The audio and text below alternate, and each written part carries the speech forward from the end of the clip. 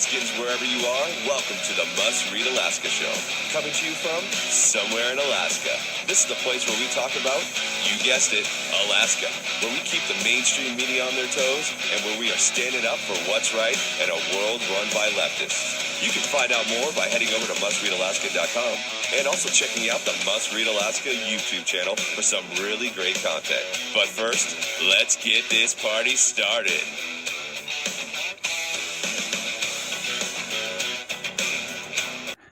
Welcome, everybody, to the Must Read Alaska Show. I'm your host, John Quick, coming to you live from somewhere in Alaska, and I cannot wait until spring is here. We've had enough snow, probably, I don't know, on the Kenai Peninsula, definitely in Anchorage, to last us a couple years, and very excited to see that sun again in 50-degree weather.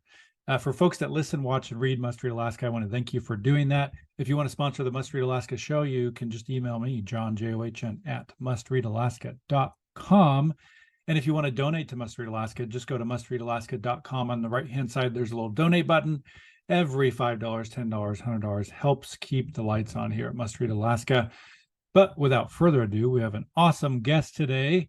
Kelly Tshibaka is in the house. Welcome to the Must Read Alaska Show, Kelly. I'm so excited to be with you. It has been a great week where Alaska took the highest percentage win for Donald J. Trump for president. So I'm riding a little bit of a high. Happy to be with you, John. Thanks for having me. Well, I'm super excited you're here.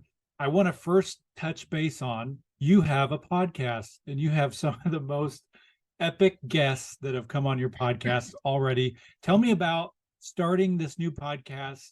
It's called Stand. You've had a great run so far. I'm sure you have many more awesome guests down the line, but tell me about what spurred you on to start this and tell me how it's going. Yeah, thanks. So after my campaign in 2022 for Senate, one of the things that we realized, having the lowest voter turnout Alaska's ever seen, is all these people across Alaska I met had said that they felt voiceless. And then it became this self-fulfilling prophecy in the election. But a state of sofa surfers won't change anything. If we don't stand, we can't make a difference. And not voting actually is a vote. It's saying, I'm okay with the status quo. I'm okay with the establishment making decisions for me. And I'm just going to ride this one out. Everyone can make their decisions for me. And so it's really important that even in the small things we do, we take a stand. We saw that when the nation took a stand against Bud Light and what they were doing and what a difference it has made. Your vote, whether it's voting with your wallet in the choices you make or voting at the ballot box, actually makes a really big difference in the course of local politics, national politics, in the course of corporate decisions. So we wanted to really develop a show that helps make courage contagious. And that's what we're doing, bringing on inspiring guests who can help people boldly empower them to make a stand in daily issues that we're facing. It's not just political people. It also includes entrepreneurs and authors, celebrities. We had a general manager for the NBA Nuggets. That's the team that won the NBA playoffs last year. All kinds of people from all different walks of life coming on and sharing stories that can help empower Americans to boldly stand for what they believe to make courage contagious. So you can find us on standshow.org, standshow.org. It is a podcast, also on radio and TV across Alaska. That's pretty awesome. So folks, I'm going to put the link in the podcast description. I want to encourage folks to go check that out if you have not already. It's a really amazing show, top-notch guests. And, Kelly, you're bringing folks up to your Alaska podcasts that Alaska's never seen these folks be on any sort of talk show or news show or podcast. And so I think that's pretty awesome. Tell me about some of your favorite guests so far, maybe some favorite guest moments. Well, I'll tell you, one of the most intellectually challenging interviews was with Bill O'Reilly. He was just a whole different person to interview because his ability to just spar during an interview was great. Not that we were having a sparring interview, but the questions and answers back and forth were just so fast. The turnaround time, like you prep for an interview and you think it's going to go a certain way. He just was a guest unlike any other because he's been in broadcast journalism for 50 years. Yeah. So that was a great interview. We interviewed him on his latest book called Killing the Witches, which is a deep dive into the Salem witch trials. What I thought was fascinating is he used that to show how the Salem witch trial culture continues to permeate America. It has become cancel culture. And this witch trial mentality that as long as a culture or community has decided that we don't like you anymore, we're just going to get rid of you and murder you, murder your reputation, your finances, your family without any due process. That's what they did in Salem. They wrongly murdered, I think he said 13 people without any due process, that they'd done anything wrong or committed any crime. And it still infects all of American culture, what happened in that small town. Fascinating interview. Also loved hearing from Larry Elder, a fascinating journey of his family's race relation and tension culture and environment through America. His dad was Republican, his mom was Democrat. He told a lot of those stories and how that shaped him growing up and his political outlook, and then his rise through media culture. We had a really interesting interview with Ben Carson. I thought he gave some really great outlooks into how America needs to be balanced, the focus on education, raising up a young generation. Dennis Prager recently came on. We're going to have Alan Dershowitz on in just a couple weeks, Nice. and he'll talk about the war with Israel and then how this conflict in the Middle East is really shaping the outlook of the 2024 election and making kind of strange bedfellows in America as people have their eyes open to, they have a lot more in common with people than they thought. He's got a really interesting book out right now called War Against the Jews. So really great guests. And I'm working to get some of these people to come up to Alaska. I would hope this summer and this fall leading up to the election to try and get out the vote for the 2024 election. Nice. Well, that's a who's who of guests, from the conservative crowd. And I think that's awesome. So folks, again, I'll put the link in the description. Go there, subscribe, watch all the shows. You'll be blown away. So let's shift gears a little bit here, Kelly. Recently, there was a big announcement. You got invited to be the chair for the state for the Trump campaign. It might be called something different, but that's, you've been picked to be kind of the head person for the Trump campaign here in Alaska. Tell me about that story. How did that come about? And what are some of those responsibilities when you're the point person for the state? Yeah, it's a great story. I really believe you give a job to the person who's already doing it. And I suspect that that's what they think too, because I was already in touch with several people in, we call it, I guess, Trump world, and coordinating with them about here's what's happening for our version of the presidential primary. Here's how the delegates are picked. Just giving them information, getting them all set on how we totally rock Alaska like we did. Thank you for everybody who volunteered and turned out. Appreciate it. And, this is what I would recommend, and this is what I would plan for mobilizing the get out the vote, making sure, I want to make sure that we have a huge voter response in 2024, because that's going to make a difference for how we turn out for a support for Trump instead of a support for Biden in November. Alaska will make a difference. And depending on how this election goes, we really could be a state that matters this race. And so we want to make sure that we show up and we represent. So I was already coordinating with them on all of that for, many months in advance, and just doing what we can to help out and using my social media, using my email list to do that. And then they came back around and said, okay, it's getting close to time. We've already been talking about this and doing it. Would you consider serving as state chair for this? And I kind of laughed and said, well, it really wouldn't matter to me who you served as state chair. I would be doing all of this anyway. So yeah, absolutely. I'm happy if you want to put a title on it. Titles don't really matter, but if someone needs they don't matter to me. If somebody needs a point person to call, absolutely. You can use me as that person, and I'm happy to coordinate with you for the rest of this campaign. And so that's how it came to be. I'm really excited about what this year holds. What I think we're going to end up doing, I want to really mobilize enthusiasm and momentum. I think it's really important that we change the direction of the nation. We're not a nation in decline. We're a nation in despair.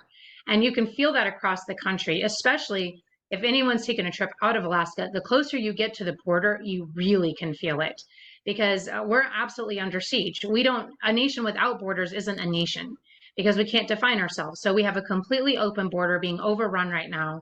And you get these reports literally from the head of Border Patrol and those who are the employees saying, we can't even count the number of criminals and terrorists who have come in. So an absolute infiltration of a danger and a threat into the country right now.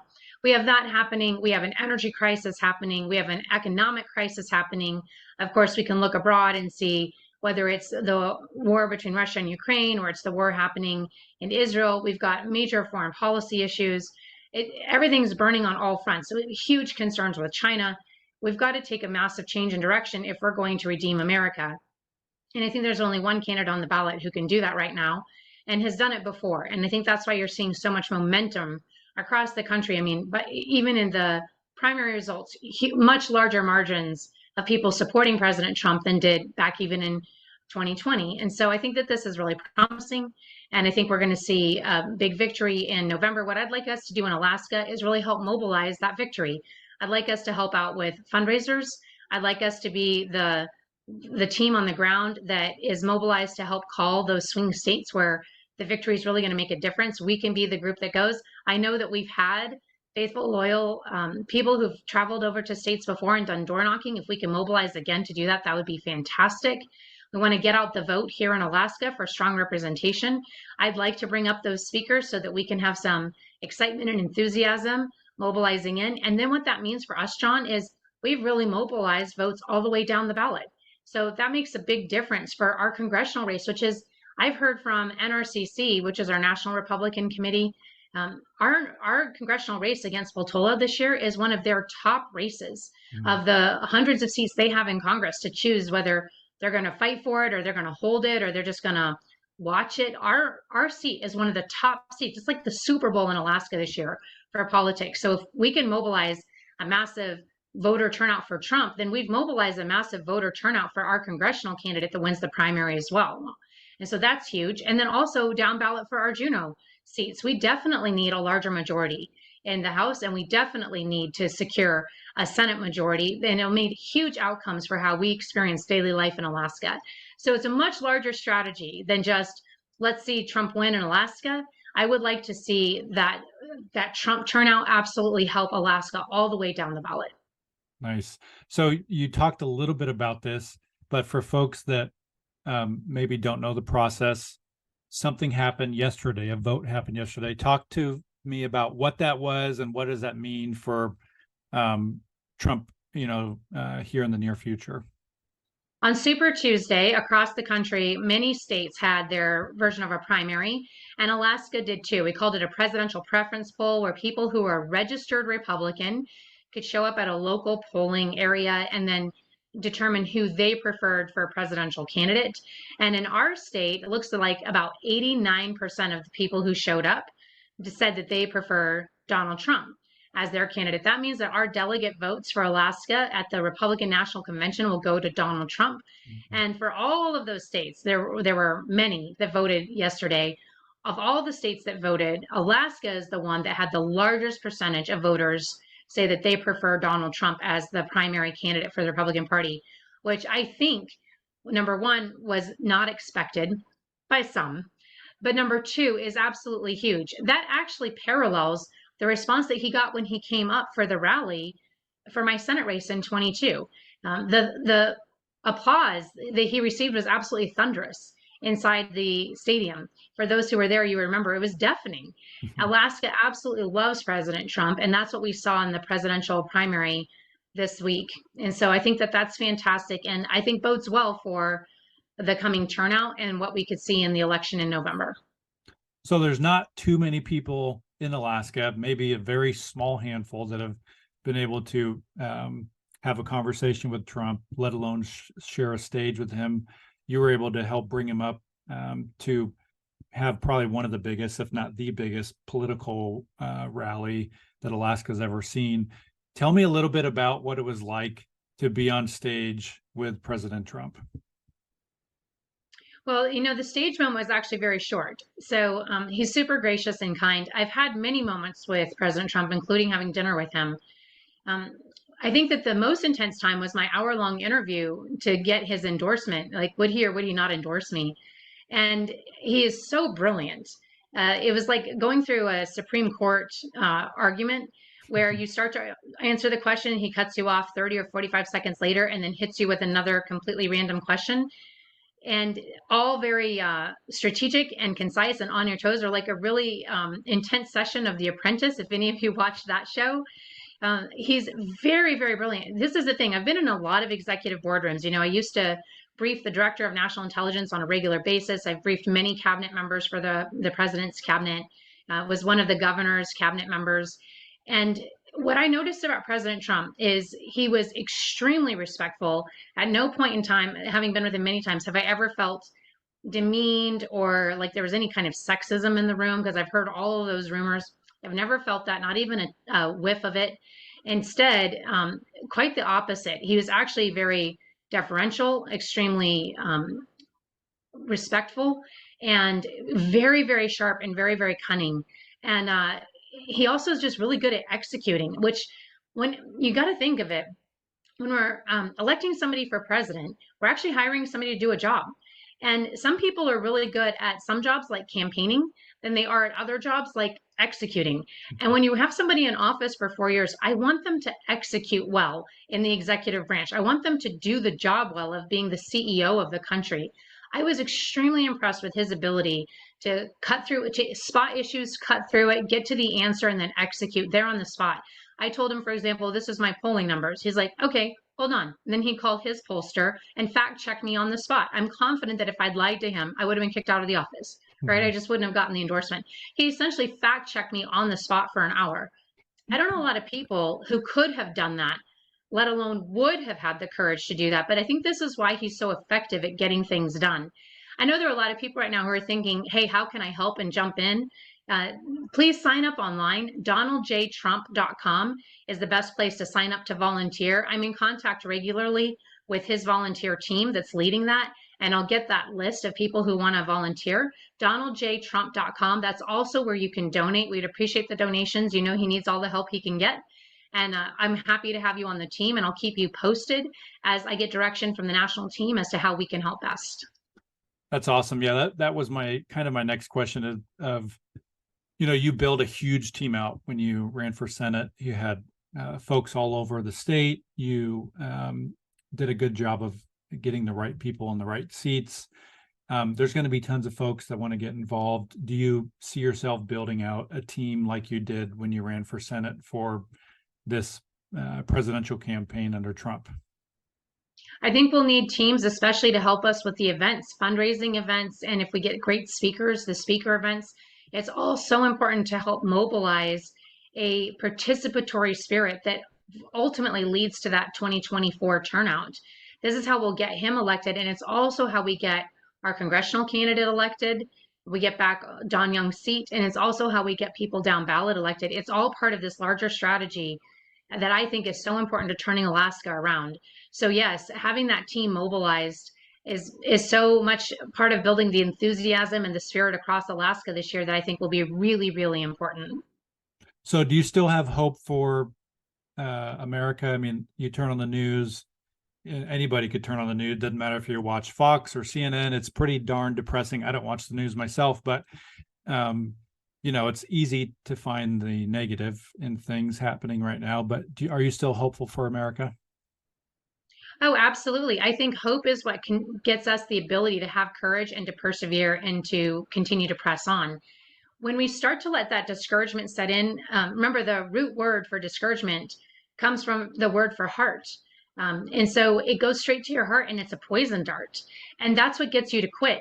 I really believe that just staying in the battle is over half the fight. I asked my son today, he's about to leave for college and he's doing fantastic. I said, what's the best piece of advice that you've ever received? He said, don't give up. It's actually our family motto. Just don't give up.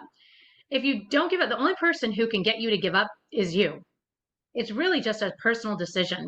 And part of what helps us to not give up is not letting discouragement and despair and all those things into your mind and to your heart. That's part of the reason why we named the podcast Stand.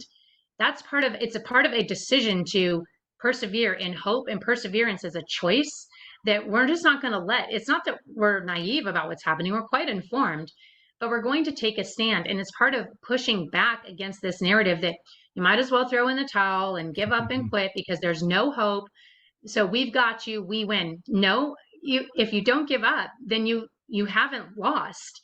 you can still make a stand and press forward. And the more of us that do that, the more we start to change perception, change opinion, and change the tide. He's actually started posting our podcast episodes on his social media, which of course is filled with a lot of youth, young kids in high school who don't share his same views. And now apparently all through the Anchorage School District, because he's a leader in student government and has all these friends in student government across the schools. All these kids are talking about all of our podcast episodes with all these conservative Nice. guests. And it sparked a lot of conversation, which I think is a great thing. It's kind of the point. Once you start sparking conversation and ideas, and you start pushing back against the narrative, it's amazing how people start to open their eyes and think differently. What can you do to start conversation and push back against the narrative just because you're taking a stand and you're not giving up? That's where the hope comes in. Nice. Well, 20 minutes has gone by in a flash. Any last minute thoughts here before we head out? I would love to just remind everyone, standshow.org. You can subscribe to our episodes, catch every episode. We'd love to have your support. And donaldjtrump.com. Those are the two websites to go to. Get more involved. It really depends on you. We love having you listen to shows like this. John and I do. But we do these things so that we can get you mobilized and get you engaged, because that's what really drives us and motivates us. We'd love to have you partner with us in the things that we're doing. So standshow.org, donaldjtrump.com. John, thanks for having me with you today. Yeah, folks, I appreciate you coming on, Kelly. And for folks listening, if you just caught the tail end of this, I want to encourage you to click on the link below. You're going to get a link to Kelly's new show that brings literally world-class guests into a show that takes place in Alaska, which is very exciting. Who's who of the conservatives around the U.S. And she is the chair of the Trump campaign for the state of Alaska. Kelly, we wish you nothing but success. And for folks that listen, watch, and read Must Read Alaska, if you want to help keep the lights on, just go to mustreadalaska.com. There's a little donate button on the right-hand side. If you want to sponsor the Must Read Alaska show, just email me, John, John, at mustreadalaska.com. And until next time, I'm John Quick from somewhere in Alaska. Thanks so much, Kelly. Thank you. Bye-bye.